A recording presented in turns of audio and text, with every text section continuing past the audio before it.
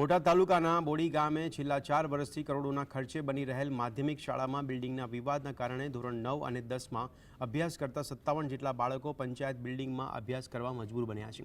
અંદાજિત 2.5 કરોડ રૂપિયાના ખર્ચે નિર્માણ પામનાર બિલ્ડિંગની પ્લિન્થનું કામ અટકી પડ્યું છે। ત્યારે પંચાયતના સદસ્યો અને ગામના આગેવાનો દ્વારા અવારનવાર રજૂઆત કરવા છતાં કાર્યવાહી કરવામાં આવી નથી।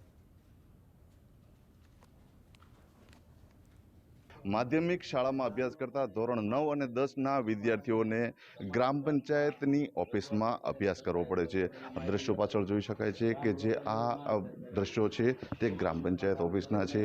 आपणी सामे जे दृश्यों जोई रह्या छो ते आ जे बाळको छे आ तमाम बाळको धोरण 9 ना विद्यार्थीओ छे जे माध्यमिक शाला पंचायतनी अंदर शरू छे।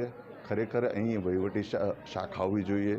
पंचायतना तलाटीओ सहित अहींया आवी अने तमाम जे कामगीरी होय ते पंचायतनी कामगीरी करवी जोईए। पण क्यांक ने क्यांक जोईए तो अहींया वहीवटी कामगीरीने बदले विद्यार्थीओने अहींया अभ्यास करवामां आवे छे। हवे 2021 में माध्यमिक शाळानी मंजूरी आपेल होय पण जे ते एजन्सी काम करती नथी अने माध्यमिक शाळा जे अत्यारे बाळकोने पंचायत घर में भणाववा पड़े छे।